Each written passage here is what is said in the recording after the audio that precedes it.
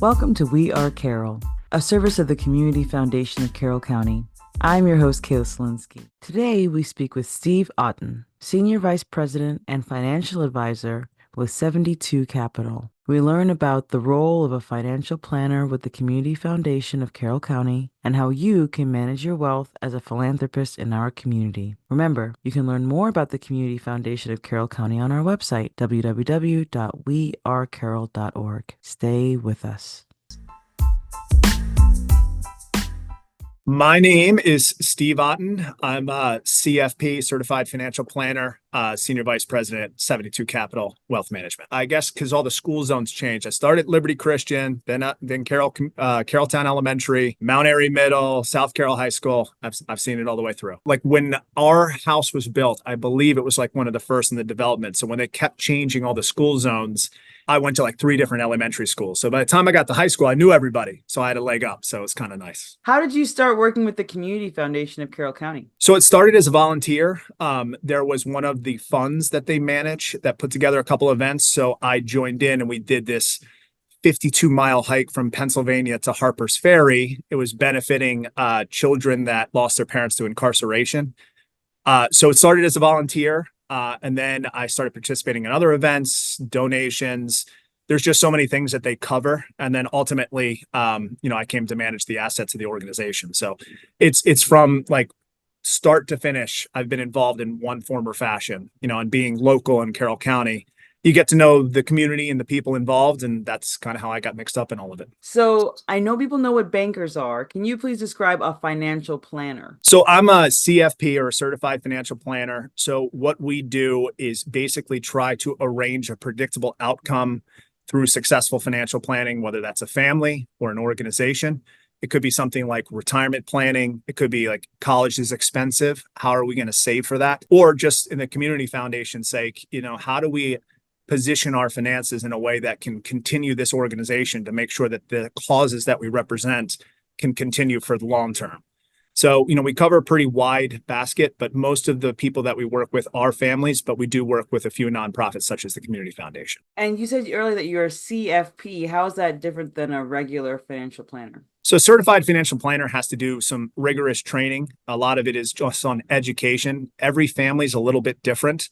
The needs can be wide and very complex. So certified financial planner spends a lot of time on ethical standards, adhering to a fiduciary standard, making sure that we attest to what's in the best interest of the client. So it's just our accreditation as a professional planner to make sure that we have all the tools for whatever the circumstances call for. And, it's a complicated world, and your neighbor could be very different than you, even though you see each other every day. Their vision of what life might look like could be very different. So you got to have lots of different comprehensive strategies to adhere to every family that has a different circumstance or life path. So why is it beneficial that the Community Foundation of Carroll County is working with you, a certified financial planner?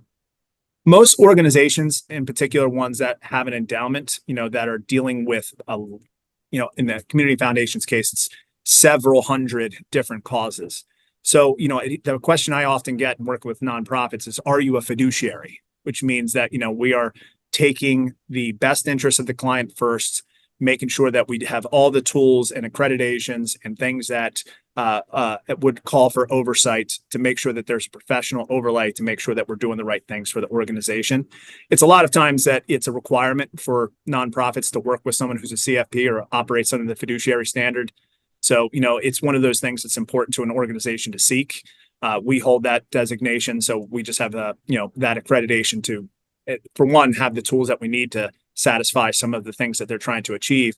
But it's kind of the standard bearer of what people would look for in a professional in any capacity. What is philanthropy? How would you define philanthropy? I think especially growing up in a small town, it's just supporting the community and the causes that are important to them, what the core values are. So, it doesn't necessarily have to be monetary. It could be like what I did, participating in different events, being a volunteer. I was president of the Mount Airy Rotary Club in Carroll County. And one of the things we always run into is there was just never enough bodies to help put to some of these events together. So, whatever the core values of the family are, there's a lot of causes under the umbrella of the Community Foundation that will ring close to home with the different aspects of the community. So supporting them, whether it's through donations, through volunteering, participating in events, in my vision, that's what's philanthropy. Every family has things that are important to them, their core value structure. So there's probably a good chance that something under the hood of the community foundation has a cause that's important to their family. And getting involved in that has been very powerful for me. It's rewarding. I can't say I was feeling great after doing that 52-mile hike, but the cause was worthwhile, and I'll never forget that experience for sure. What are the steps that a family can take if they want to work with you? They want to work with a certified financial planner. They're already set up with the Community Foundation of Carroll County. What are the steps they take to work with you? I think engaging with a planner is really helpful because it can help you arrange a strategy that fits within the confines of a personal family circumstances. This could be done through estate planning. This could be done through leaving some of your assets behind to benefit a cause. Oftentimes, we'll have someone come up to us and say, I have to take this distribution from a retirement account. I don't need the income, and I don't want to pay taxes on that income. What is a strategy that I can utilize to help benefit a cause that's important to me? So every person's circumstance or family circumstance is different.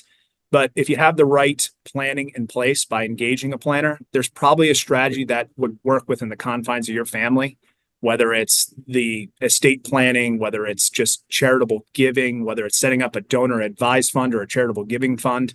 There's a lot of different tools that people probably aren't as aware of that they can utilize that'll give them some tax benefit, but also make sure that, hey, this is our family legacy. These are the things that are important to us, not just in my generation, but my kids and my grandkids. What's something we can do financially that works within our budget or works within our finances that can support those causes while I'm living, afterlife, my kids, my grandkids, those types of strategies. Engaging a planner can help you with that. So you can kind of understand what are the things that we can do, what are the tools that we can utilize with our personal financial makeup. So I think that's what's important. It's just knowing what you can do. Chances are just doing something that's not necessarily like, well, we got to write this big check or we need to start saving to do this. There's probably just some good planning that they can do that helps support the cause. And like I said, there's no shortage of a need for volunteers. Going into some sort of planning engagement will just help them kind of fine tune what their path might look like. How long have you worked with the Community Foundation? So I have known of them. This is probably at least 10 years, and I've been working with them probably the last 7, I think. Mm-hmm. So you don't have to use names, but what are some companies, not companies, but some organizations or some families that you've worked with that are like success stories? I mean, success stories in our like what we would say is a success is that where the family or the organization gets to operate on their terms. So if you have a good plan in place, you're in charge of the outcome of what's next for you. So in the community foundation's place, oftentimes one of their funds will say, hey, look, I've got these sum of resources and I want it to last for 10 years.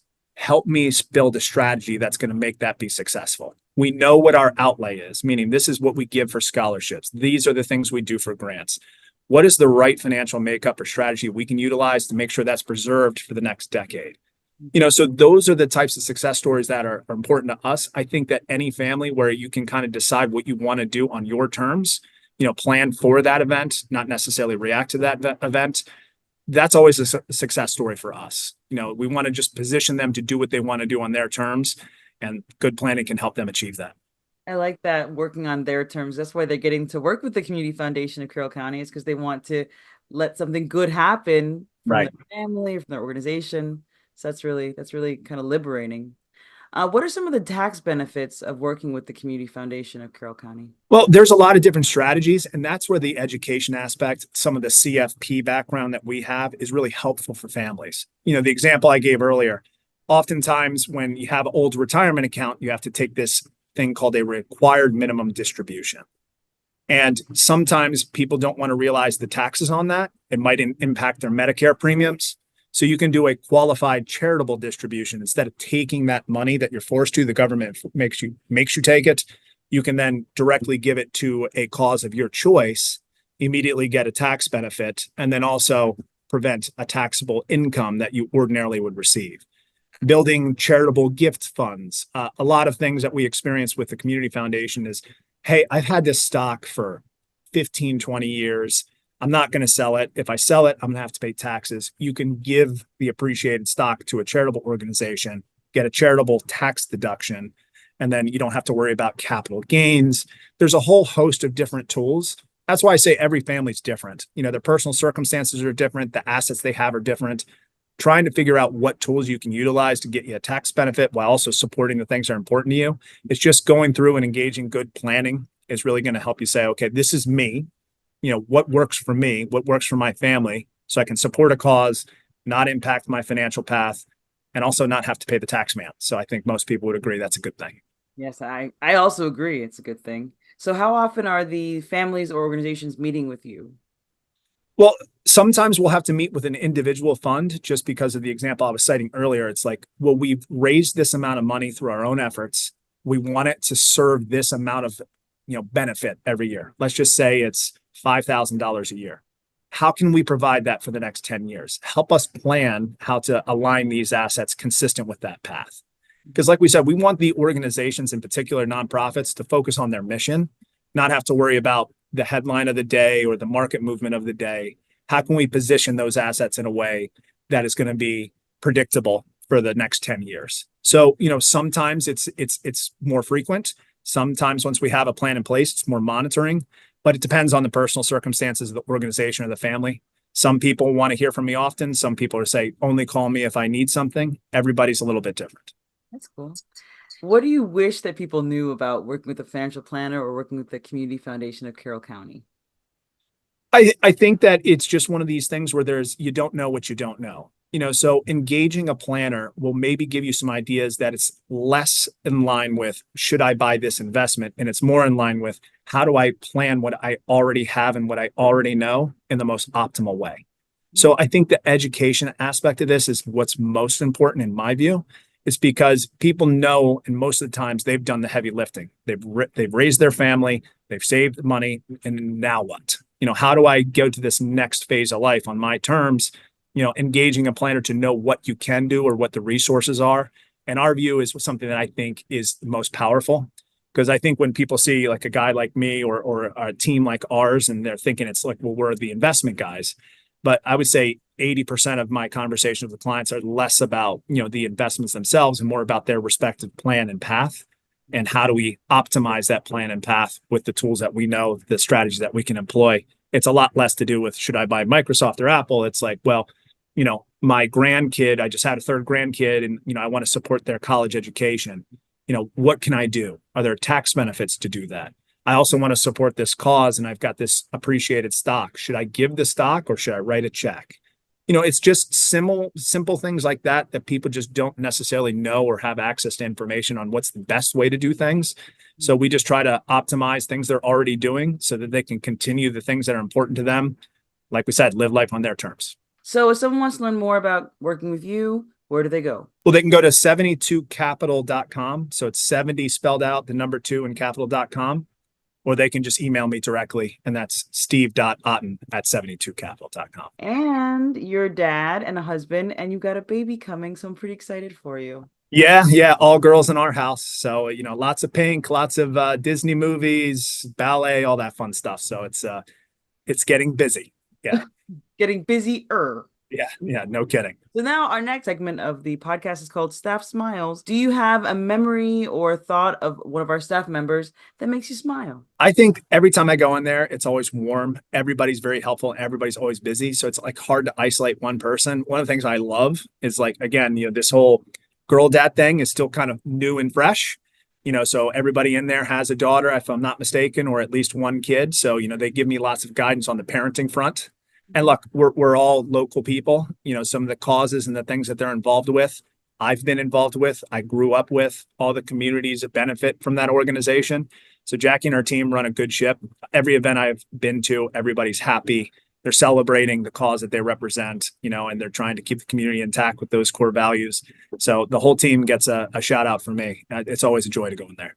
That's wonderful. Thank you so much for your time. This has been really fun. It's been a joy. If anybody has any questions or you need anything from me, you know how to find me.